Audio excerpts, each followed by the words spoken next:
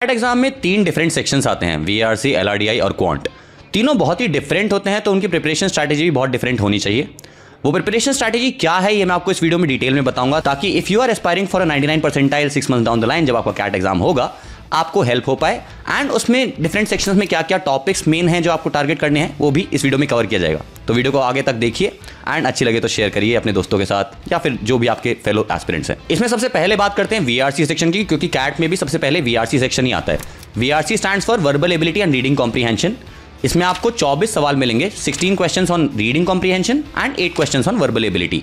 Reading comprehension as the name suggest stands for reading and comprehension. तो कैसे prepare करना है, आपकी रीडिंग हैबिट अच्छी होनी चाहिए। Develop a daily reading habit और एटलीस्ट 2 आरसी आपको रोज लगाने चाहिए। इससे क्या होगा, आपकी एक तो रीडिंग हैबिट बन जाएगी और आपको अंडरस्टैंडिंग आ जाएगी कि रीडिंग कॉम्प्रीहेंशन एक्जैक्टली होता क्या है और उसको कैसे टैकल करना है। दूसरी चीज है इसमें कॉम्प्रीहेंशन की, कि आपकी अंडरस्टैंडिंग बहुत इंपॉर्टेंट है कि जो आप पढ़ रहे हो आप समझ भी पा रहे हो या नहीं, और उससे आप क्या अंडरस्टैंड कर पा रहे हो या क्या कॉम्प्रीहेंड कर पा रहे हो, उसी बेसिस पे आपके सवाल भी आएंगे कैट में। तो जितने आरसीज आप लगाओगे उतनी आपकी रीडिंग तो अच्छी होगी और उतना कॉम्प्रीहेंशन स्किल्स भी अच्छा होने लग जाएगा as in much you practice, क्योंकि आपने बहुत सारे आरसीज देख लिए होंगे and you will start understanding कि what exactly is the question asking and what exactly should you be looking in a particular RC.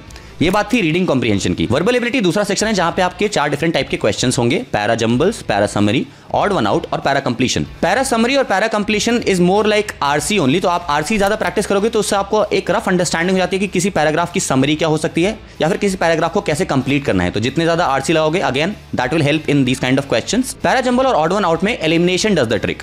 Para jumble में you will have to basically arrange a particular set of statements to form a coherent paragraph. तो you have to decide कि अच्छा ये paragraph में शायद part नहीं है, वो आपका एलिमिनेशन से हो जाता है। And same question is odd one out as well, कि 5 डिफरेंट टाइप ऑफ स्टेटमेंट दे दिए जाएंगे, कौन सा ऑड वन आउट है, कौन सा वहां बिलोंग नहीं करता है, वो आपको फिगर आउट करना है। तो ये दोनों एलिमिनेशन की प्रैक्टिस से होते हैं। तो जितने भी आप वर्बल एबिलिटी की प्रैक्टिस कर रहे हो, कीप इन माइंड कि आप एलिमिनेशन ट्रिक को रेगुलरली फॉलो कर रहे हो। That should complete your VRC का स्ट्रैटेजी। 24 क्वेश्चंस हैं, इसमें 2 टाइप के क्वेश्चंस आ सकते हैं, एमसीक्यू +3 -1 के साथ। सही किया तो +3 मिलेगा, गलत किया तो -1 मिलेगा। और टीटा टाइप ऑफ क्वेश्चंस जो जनरली पैरा जंबल में पूछे जाते हैं, कि आपको वो नंबर लिख देना होता है कि कैसा अरेंजमेंट रहेगा। टीटा टाइप ऑफ क्वेश्चंस में आपको नेगेटिव मार्किंग नहीं मिलती है, तो that's a plus. So you should always attempt those questions. ये बात थी वीआरसी स्ट्रैटेजी की। रीडिंग कॉम्प्रीहेंशन में एक और चीज होती है कि आपको ध्यान रखना है कि आपके लिए क्या ज्यादा वर्क कर रहा है। आपके लिए एलिमिनेशन ट्रिक ज्यादा वर्क करिए या फिर आपको पूरा पैराग्राफ पढ़ के ही समझ में आ रहा है। पहले कॉम्प्रीहेंशन पढ़ के सारे क्वेश्चन लगाने हैं या फिर पहले क्वेश्चन लगा लिया और उस हिसाब से कॉम्प्रीहेंशन पढ़े। ये आपको कैसे एनालाइज होगा कि क्या works best for you? Through practice, through lot of मॉक्स या फिर पास्ट ईयर पेपर आप ट्राई कर सकते हो, जिससे आपको फिगर आउट हो जाएगा कि अच्छा this works better for me, and वही आपको फॉलो करते रहना है to get the best score in VRC section. Next we move on to LRDI. LRDI में ऐसे कोई फिक्स सिलेबस नहीं होता है, बिकॉज बहुत plethora of different types of questions आ सकते हैं। अरेंजमेंट हो गए, पजल्स हो गए, क्यूब्स हो गए, एंड इन सब का मिक्स भी आ सकता है। तो वी नेवर नो कि एलआरडीआई में किस तरह के क्वेश्चंस आ रहे हैं या फिर क्या टॉपिक प्रायोरिटाइज रखना चाहिए। तो how to prepare for LRDI? Practice, practice and practice hard.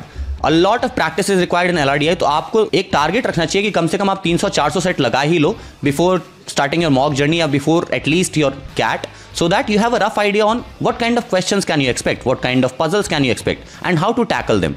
एक और चीज होती है कि आपको कौन से क्वेश्चंस करने हैं वो भी फिगर आउट करना बहुत इंपॉर्टेंट होता है, क्योंकि इसमें बेसिकली 20 क्वेश्चंस आएंगे, 4 सेट्स होंगे, 5 क्वेश्चंस इन ईच सेट होगा। आपने 2 सेट भी पूरे कर लिए विद 80-90% एक्यूरेसी और आपका 99 परसेंटाइल आ जाता है। तो it's important to figure out which particular set to target. वो आपको कैसे पता चलेगा? Through a lot of practice again, कि you will start figuring out कि मुझे शायद गेम्स एंड टूर्नामेंट्स के पजल्स ज्यादा बेहतर समझ में आते हैं देन लेट्स से क्यूब्स के। And when you decide that, when you start attempting that, you basically become adept at selecting कि ये particular puzzle मैं try करूंगा even when the actual CAT exam happens. So selecting the right sets is very very important to save your time as well as achieve accuracy. It's very important to read the questions carefully as well, क्योंकि CAT अक्सर try करता है कि वो आपको trick करे या confuse करे, कभी कभार एक्स्ट्रा इन्फॉर्मेशन देके या फिर कभी कभार मल्टीपल मिक्स ऑफ इन्फॉर्मेशन किसी क्वेश्चन में यूज हो रहे होते हैं। तो वो आपको ध्यान रखना है कि you are reading the question very carefully and what has been asked आप वही आंसर कर रहे हो। It's also important to try to visualize the question and the information given in the set and draw it out on a piece of paper. वो चाहे table हो सकती है, अरेंजमेंट हो सकता है। अगर आप उसको ड्रॉ आउट नहीं करोगे या फिर कंफर्टेबल नहीं हो ड्रॉ आउट करने से, तो आपकी एफिशिएंसी रिड्यूस होगी और आपका टाइम बहुत वेस्ट होगा। लेकिन अगर आपने उसको ड्रॉ कर रखा है तो नेक्स्ट क्वेश्चन मान लीजिए उस टेबल में कोई मिसिंग इन्फॉर्मेशन पे था या फिर अरेंजमेंट में कौन कहाँ बैठा है उस पे था, तो वो ईजी टू टैकल हो जाता है और इंस्टेंटली सॉल्वेबल हो जाता है। तो आपका टाइम बहुत ज्यादा बच जाता है। तो be comfortable with drawing out tables और चार्ट्स और arrangements that are mentioned according to the passage and उसका इन्फॉर्मेशन। एक और चीज होती है to avoid sunk cost in LRDI। ये क्यों इंपॉर्टेंट है? क्योंकि आपने हो सकता है 5-10 मिनट किसी पर्टिकुलर सेट को दे दिया और आपसे वो सेट फिर भी नहीं बन रहा है, तो you should move on from that set, specially in the exam. क्योंकि अगर आपने ऐसा नहीं किया तो you will and up wasting let's say 30-35 minutes on a one particular set and you might have encountered an easier set आगे जाके which you were not able to because आपका वो sunk cost बहुत अखर रहा था आपको कि आपने 10 मिनट दे दिए तो आप और टाइम देके सॉल्व कर सकते हो। तो 5-10 मिनट में अगर नहीं बन रहा है तो असली एग्जाम में आपको आगे बढ़ जाना चाहिए, मॉक्स में भी आपको आगे बढ़ जाना चाहिए। एंड इसी के थ्रू मैं आता हूँ टाइम प्रैक्टिस की इंपॉर्टेंस पे। LRDI में बहुत इंपॉर्टेंट है कि आप टाइमली प्रैक्टिस करो, कि आप जो भी प्रैक्टिस सेट्स लगा रहे हो या जो भी मॉक्स लगा रहे हो वो हमेशा टाइम्ड होने चाहिए, ताकि आपको एक्चुअल एग्जाम में कभी भी टाइम प्रेशर फील ना हो। ये सारे स्ट्रैटेजीज आपके LRDI को इंप्रूव भी करेंगे and will ensure that you do very well as well as efficient in your LRDI section. Next we move on to quantitative aptitude. देखो quantitative aptitude सबसे scoring section होता है। VRC की मैंने बात की थी, वो थोड़ा confusing होता है, but the process that I mentioned might be able to help you out in reducing that confusion. LRDI थोड़ा tough section होता है, but through the steps I mentioned can still be improved. Quant section सबसे ज्यादा scoring होता है, तो उसमें कैसे इंश्योर करना है कि वी आर स्कोरिंग वेल? सबसे पहले बात होती है कंसेप्चुअल क्लैरिटी की। You should be very sound in your concepts. तो आप कंसेप्चुअल क्लैरिटी की अगर आप सेल्फ प्रिपेयर कर रहे हो तो आप NCERT की बुक्स देख सकते हो, नहीं तो iQuanta में लाइव क्लासेस और कंसेप्चुअल वीडियोस या फिर नॉन इंजीनियरिंग मॉड्यूल मिल जाता है आपको, जो कि आपका क्वांटिटेटिव एप्टीट्यूड ठीक कर देता है। Once you are sound in concepts then begins your practice sessions. Identify the priority topics. Priority topics quant में क्या है? लास्ट कुछ ईयर से अरिथमेटिक बहुत ज्यादा आ रहा है। Algebra and geometry on an average usually 5 से 6 सवाल आते ही हैं और अरिथमेटिक से 8 से 9 सवाल आते हैं। तो प्रायोरिटी टॉपिक्स बन गए अरिथमेटिक, अलजेब्रा एंड ज्योमेट्री। इनको बिल्कुल इग्नोर नहीं करना है, इनकी जितनी ज्यादा प्रैक्टिस हो सके वो करना है। एंड हैविंग सेड दैट, आपको अदर टॉपिक्स भी इग्नोर नहीं करने हैं, बिकॉज अगर आपने कोई टॉपिक इग्नोर कर दिया और कैट ने खुदा न खास्ता उस साल उसी टॉपिक पे ज्यादा सवाल पूछ दिए, लेट्स से PNC या मॉडर्न मैथ, तो फिर आपकी परसेंटाइल कम रह जाएगी। तो सारे टॉपिक्स इग्नोर नहीं करने हैं, बट प्रायोरिटी टॉपिक्स पे ज्यादा प्रैक्टिस रखनी है, प्रायोरिटी टॉपिक्स पे फोकस रखना है एंड उसमें एक्यूरेसी जितनी ज्यादा हो सकती है वो इंप्रूव करनी है।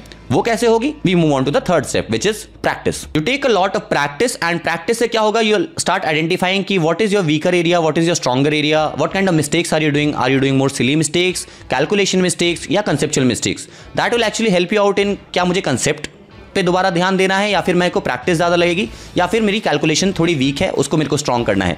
तो practice is very important. Practice sessions दे सकते हो, फिर अगर आप iQuanta में एनरोल्ड हो तो आप application classes are specifically meant for your practice. तो प्रैक्टिस बहुत इंपॉर्टेंट है as a step 3।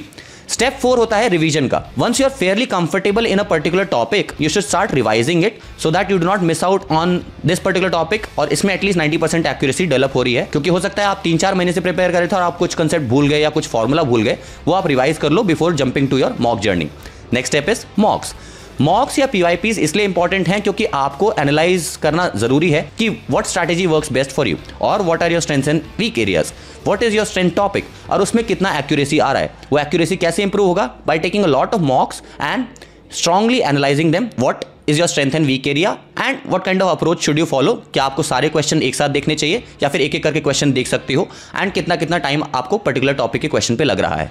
iCAT मॉक्स try कर सकते हो या फिर आपको मॉक कोई भी प्लेटफॉर्म जो अच्छा लग रहा है वो ट्राई कर सकते हो। उसके अलावा आप PYP भी देख सकते हो। पास्ट ईयर पेपर से आपको ये हेल्प मिल जाएगी कि आपका एक्चुअल कैट कैसा दिखता है वो आइडेंटिफाई हो जाएगा और उसमें आपके कितने मार्क्स बनते वो भी आपको पता चल जाएगा और टॉपिक्स में कितनी एक्यूरेसी आ रही है वो भी आपको क्लियर हो जाएगा, which will define कि आपको और रिवीजन की जरूरत है या फिर और प्रैक्टिस की जरूरत है। So this was a comprehensive strategy that you can follow section wise. तीनों सेक्शन की स्ट्रैटेजी थोड़ी थोड़ी डिफरेंट है, आई अंडरस्टैंड, बट तीनों सेक्शन इंपॉर्टेंट है, इसलिए आपको तीनों की स्ट्रैटेजी डिफरेंट ही रखनी चाहिए और तीनों को फॉलो करने की कोशिश करनी चाहिए।